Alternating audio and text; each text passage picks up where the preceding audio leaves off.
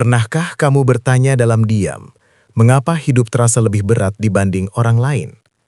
Saat orang lain melangkah mulus, kamu justru harus jatuh berkali-kali. Saat orang lain menuai hasil, kamu masih berjuang menahan perih. Jika kamu lahir di weton pahing, bisa jadi ini bukan kebetulan. Dalam hitungan primbon Jawa, hidupmu memang dititipi ujian lebih dahulu sebelum anugerah. Selamat datang di channel Pak Dedian, tempat di mana kebijaksanaan leluhur Jawa kembali dihidupkan lewat cerita, pemahaman, dan makna mendalam tentang kebudayaan Jawa, spiritual Jawa, weton, serta motivasi kehidupan. Assalamualaikum warahmatullahi wabarakatuh. Salam sejahtera untuk panjenengan semua, semoga hari ini selalu diberi kesehatan, keselamatan, dan kelimpahan rizki, amin ya rabbal alamin. Dalam warisan ilmu Jawa kuno, setiap manusia dipercaya lahir membawa bekal getaran hidup masing-masing. Getaran itulah yang disebut weton.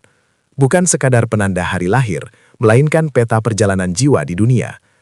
Dan di antara semua weton, pahing menempati jalan yang tidak biasa. Weton pahing dikenal memiliki energi besar dan panas batin. Bukan panas yang membakar tanpa arah, melainkan panas seperti bara, diam namun menyimpan kekuatan luar biasa. Orang pahing terlahir dengan jiwa tegas, keras dalam prinsip, dan memiliki daya juang yang jarang habis meski berkali-kali jatuh. Namun kekuatan ini bukan tanpa harga. Di balik ketegasan itu, pahing juga membawa kepekaan batin yang tajam. Mereka mudah merasakan perubahan suasana, mudah menangkap getaran orang lain, dan sering memendam lebih banyak luka daripada yang terlihat. Leluhur Jawa percaya, tidak semua jiwa diciptakan untuk hidup datar dan ringan. Sebagian memang dilahirkan untuk menjalani hidup yang lebih sunyi, lebih berat, dan penuh liku. Bukan karena salah, melainkan karena jiwanya sanggup menanggungnya.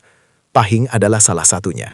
Mereka sering dipilih alam untuk menjadi penyangga keseimbangan, penjaga harmoni antara rasa, pikiran, dan tindakan. Karena itulah, hidup orang pahing jarang benar-benar tenang sejak awal. Saat orang lain belajar menikmati, pahing justru belajar menahan. Saat orang lain diberi kemudahan, pahing lebih dulu diberi ujian. Namun ujian ini bukanlah hukuman. Dalam pitutur leluhur, ujian adalah alat tempa kesadaran. Seperti besi yang dipukul berulang-ulang agar menjadi kuat, jiwa pahing ditempa oleh hidup agar tidak rapuh oleh keadaan. Itulah sebabnya, hidup weton pahing sering terasa tidak adil jika dilihat sekilas. Rezeki terasa berat, hubungan sering melukai, dan batin kerap gelisah tanpa sebab yang jelas. Namun semua itu sesungguhnya adalah bagian dari jalan panjang menuju kedewasaan spiritual. Pahing tidak ditakdirkan untuk cepat bersinar, mereka ditakdirkan untuk dalam. Dan dari kedalaman itulah, kelak akan lahir cahaya yang tidak silau, namun menenangkan siapapun yang mendekat.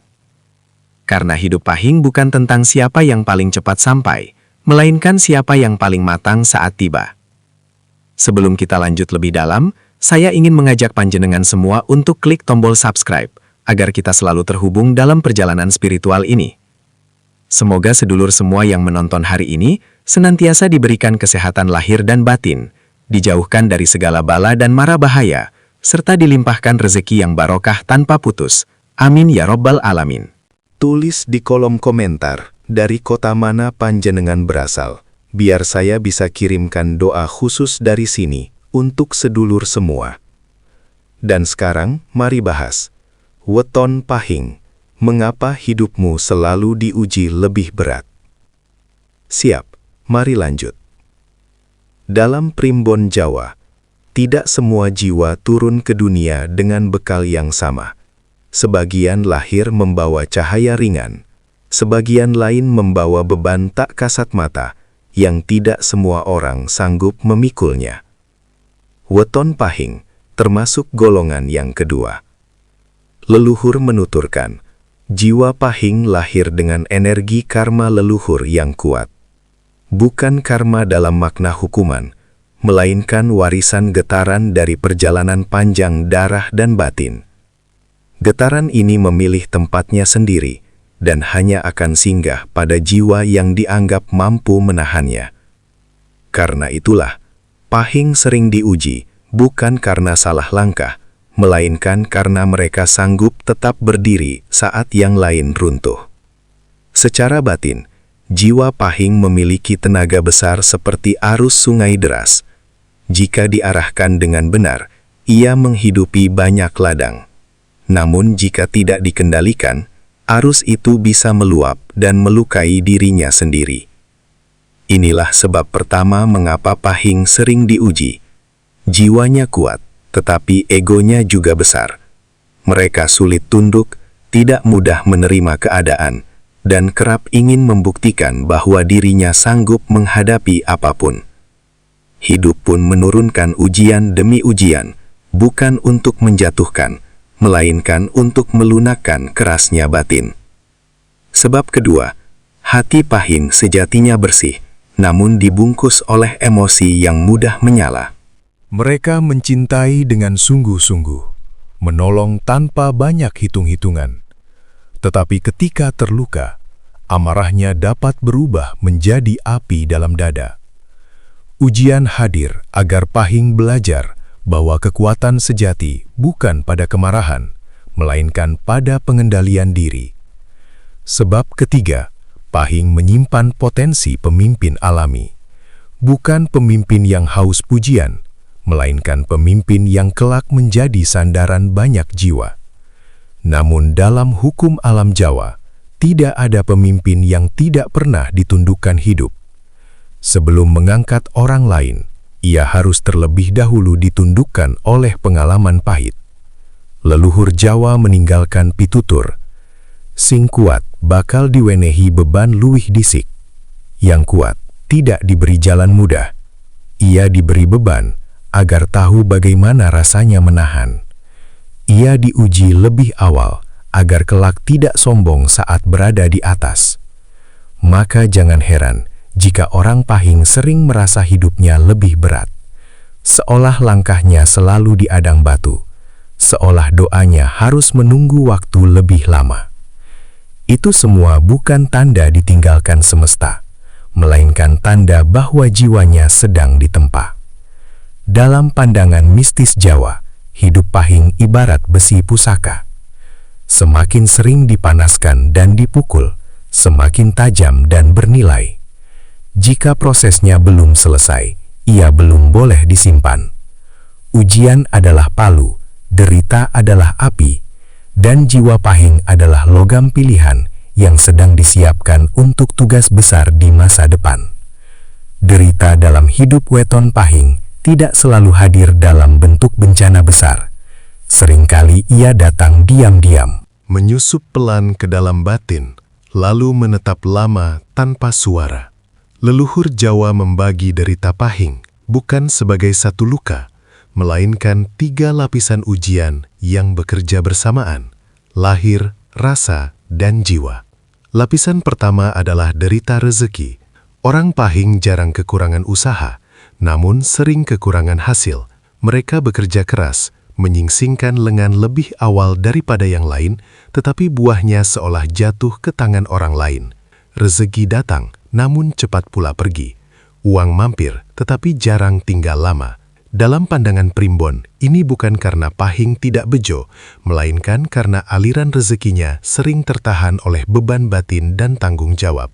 Pahing sering memikirkan terlalu banyak orang, menanggung terlalu banyak urusan, hingga lupa menata dirinya sendiri. Hidup pun mengajarkan satu pelajaran pahit. Rezeki bukan hanya soal kerja, tetapi juga soal kelegaan batin. Lapisan kedua adalah derita asmara dan rasa. Pahing mencintai dengan sungguh-sungguh. Jika ia memberi hati, ia memberi sepenuh jiwa. Namun justru disitulah lukanya. Mereka sering bertemu pasangan yang belum siap menerima kedalaman cinta seperti itu. Kesetiaan disambut dengan ketidakpedulian, ketulusan dibalas dengan pengkhianatan. Luka Pahing jarang terlihat. Mereka tidak pandai mengadu, tidak mudah menangis di depan orang. Namun di balik senyum dan sikap tegar, batinnya menyimpan retakan panjang yang tidak semua orang mampu memahami. Derita ini hadir agar Pahing belajar satu hal penting, bahwa tidak semua yang dicintai harus dipertahankan. Lapisan ketiga adalah derita batin yang sunyi. Inilah luka terdalam orang Pahing. Meski berada di tengah keramaian, mereka sering merasa sendiri. Bukan karena tidak ada orang, tetapi karena tidak ada yang benar-benar mengerti. Kepekaan batin membuat Pahing mudah menyerap emosi dan beban orang lain. Namun jarang ada yang sanggup menyerap bebannya kembali. Dalam pandangan mistis Jawa, jiwa Pahing sering berada di persimpangan antara dunia nyata dan dunia rasa. Ia peka terhadap perubahan energi, mudah gelisah tanpa sebab jelas, dan kadang merasa lelah meski tidak melakukan apa-apa secara fisik. Derita ini bukan tanda kelemahan, melainkan tanda jiwa yang bekerja terlalu dalam. Ketiga derita ini, rezeki, asmara, dan batin, tidak datang untuk menghancurkan Pahing. Ia datang untuk memaksa jiwa Pahing melambat, merenung, dan akhirnya mengenal dirinya sendiri. Leluhur percaya, jika Pahing mampu bertahan melewati 3 lapisan ini, ia tidak akan menjadi manusia biasa. Ia akan menjadi pribadi yang kuat tanpa kasar, tegas tanpa menyakiti, dan dalam tanpa menenggelamkan diri sendiri. Derita Pahing adalah gerbang. Siapa yang lulus melewatinya akan menemukan kekuatan yang tidak bisa dibeli oleh keberuntungan semata. Tidak semua kekuatan lahir dari kemenangan. Dalam pandangan leluhur Jawa, kekuatan sejati justru tumbuh dari luka yang diterima dengan sadar. Dan di sanalah letak rahasia besar weton Pahing. Cobaan yang terus datang kepada Pahing bukanlah tanda kelemahan, melainkan isyarat bahwa di dalam dirinya tersimpan daya yang belum bangun. Seperti biji yang tertanam jauh di tanah, ia membutuhkan tekanan, gelap, dan waktu panjang agar bisa tumbuh menjadi pohon yang kokoh. Kekuatan pertama yang tersembunyi dalam diri Pahing adalah keteguhan jiwa. Mereka mungkin jatuh berkali-kali, namun jarang benar-benar hancur. Ada daya tahan batin yang tidak kasat mata, yang membuat Pahing selalu mampu bangkit, meski dalam keadaan luka. Leluhur menyebutnya sebagai ati sing wis ketok rasa. Hati yang sudah ditempa rasa. Kekuatan kedua adalah kepekaan spiritual. Setelah melalui penderitaan, indera batin Pahing menjadi semakin tajam. Mereka mampu membaca suasana, merasakan niat orang lain, dan menangkap pertanda halus yang sering luput dari perhatian manusia biasa. Bukan untuk pamer kesaktian, melainkan untuk menjaga diri dan menata langkah.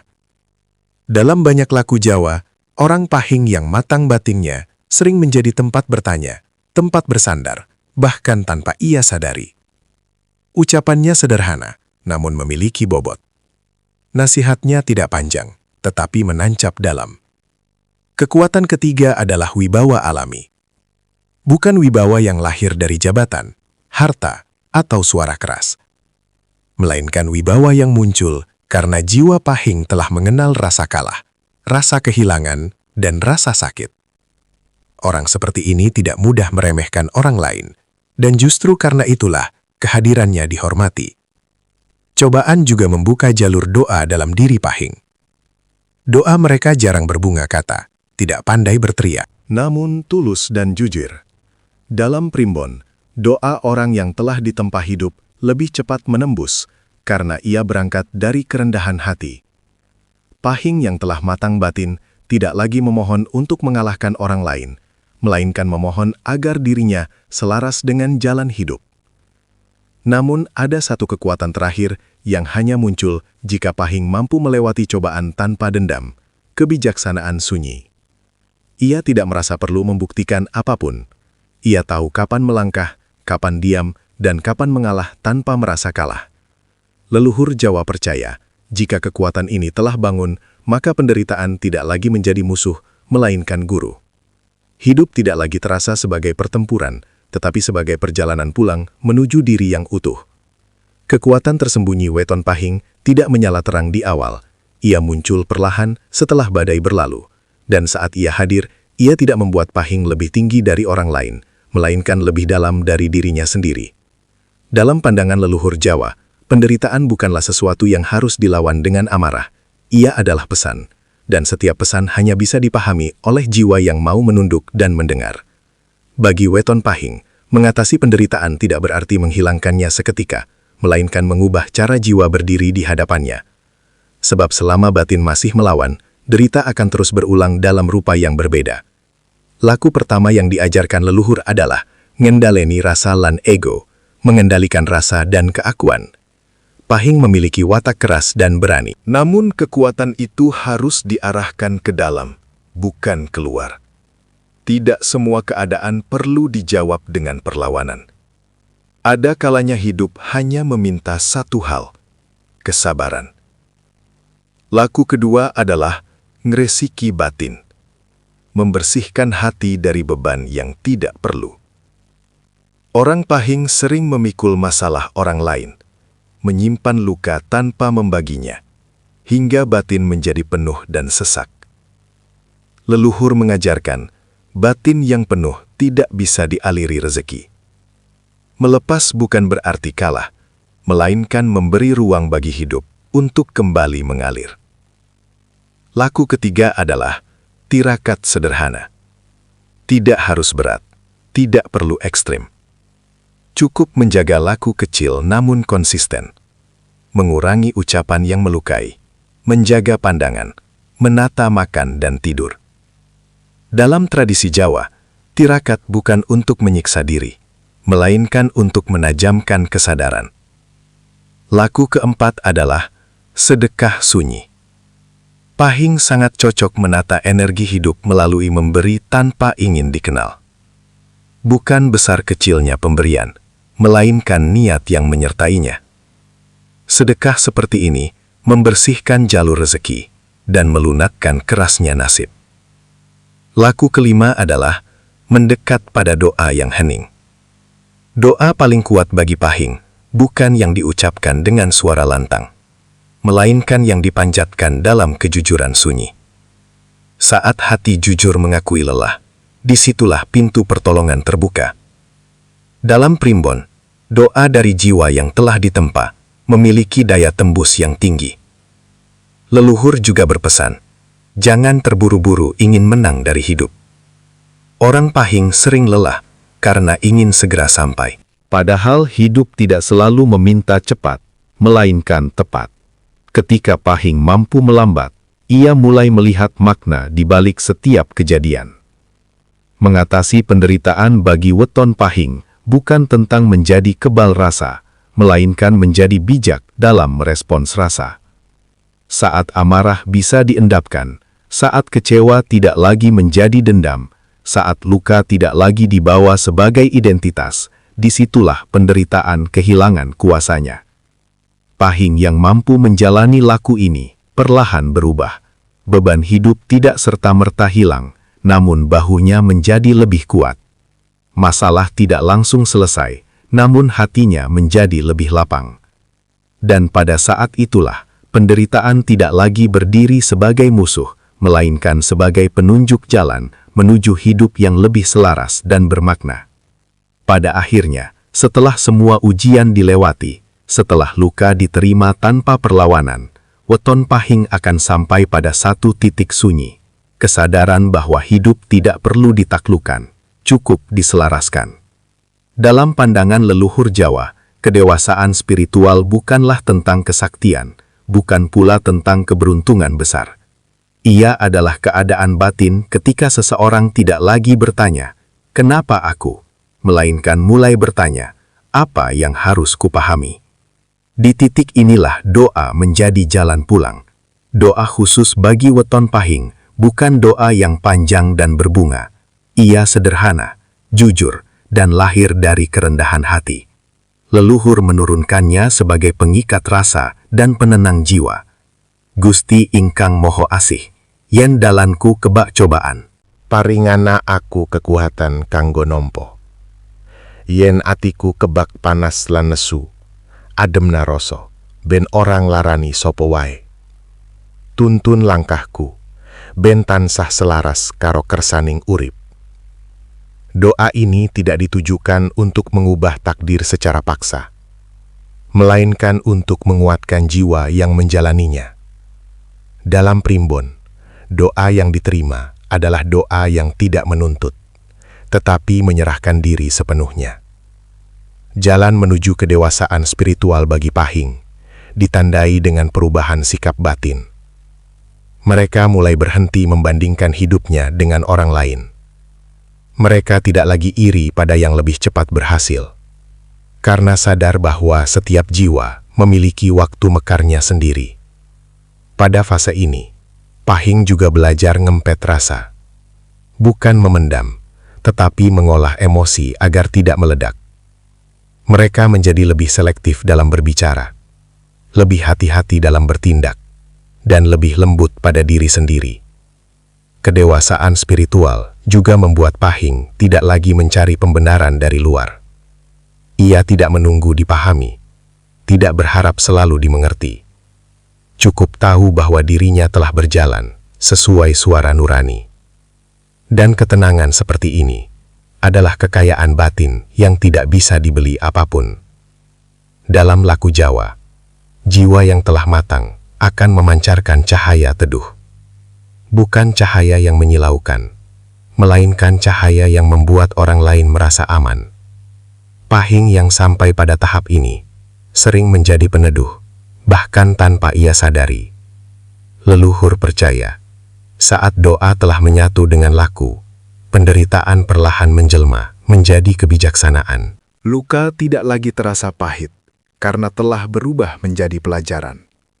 Dan disitulah, Weton Pahing benar-benar dewasa secara spiritual. Tidak lagi bertanya kapan bahagia, tetapi mampu menemukan makna di setiap tarikan napas kehidupan. Sedulur Pahing, jika hari ini hidupmu terasa berat, langkahmu tertatih, dan batinmu sering bertanya dalam diam, ingatlah satu hal penting yang perlu kau simpan erat-erat di dada. Kamu tidak sedang dihukum. Kamu sedang dipersiapkan. Dalam pandangan leluhur Jawa, tidak ada penderitaan yang turun tanpa maksud. Tidak ada luka yang datang tanpa membawa pesan. Dan tidak ada jiwa kuat yang dibiarkan berjalan tanpa ditempa lebih dahulu. Gelap yang kau lalui hari ini bukan tanda bahwa hidup memusuhimu. Ia adalah malam panjang, tempat matamu dilatih melihat cahaya dari dalam diri. Sebab, cahaya sejati tidak selalu datang dari luar, melainkan lahir dari batin yang telah berdamai dengan rasa sakitnya sendiri. Cahaya kemenangan Weton Pahing memang tidak datang cepat. Ia tidak hadir dalam sorak-sorai, tidak muncul dalam kemegahan mendadak. Namun, saat waktunya tiba, ia datang dengan sesuatu yang jauh lebih bernilai, kedalaman jiwa, kewibawaan sikap, dan ketenangan batin. Orang Pahing yang telah melewati badai tidak lagi mudah goyah oleh pujian dan tidak runtuh oleh hinaan. Ia tahu siapa dirinya, ia paham luka-lukanya, dan justru dari situlah lahir kekuatan yang tidak perlu diumumkan. Kisah Weton Pahing bukan sekedar ramalan hari lahir. Ia adalah cermin perjalanan jiwa manusia yang belajar menjadi kuat, bukan karena hidup memanjakannya, melainkan karena hidup mengajarkannya cara berdiri meski dengan lutut gemetar. Jika hari ini rezekimu belum lapang, asmara belum teduh, dan batin masih sering gelisah, jangan merasa tertinggal. Bisa jadi, kamu sedang berada di fase yang tidak semua orang sanggup menjalaninya. Leluhur Jawa percaya, jiwa seperti Pahing tidak ditakdirkan untuk sekadar hidup nyaman, melainkan hidup bermakna. Menjadi cahaya bagi diri sendiri, dan kelak menjadi peneduh bagi orang lain. Semoga kisah ini memberi ketenangan bagi hatimu yang lelah, menguatkan batinmu yang sedang diuji, dan menuntun langkahmu menuju hidup yang lebih selaras dengan rasa, waktu, dan kehendak semesta. Tetaplah berjalan, sedulur Pahing. Meski perlahan, selama langkahmu jujur, hidup tidak akan mengkhianatimu. Pri. Dan jika pitutur ini terasa bermakna, jangan lupa like, share, dan subscribe, agar kita bisa terus merawat warisan kearifan Jawa, bukan sebagai cerita lama, tetapi sebagai penuntun hidup di zaman yang sering kehilangan arah. Semoga bermanfaat. Terima kasih sudah menonton sampai selesai. Sampai jumpa di video selanjutnya. Wassalamualaikum warahmatullahi wabarakatuh.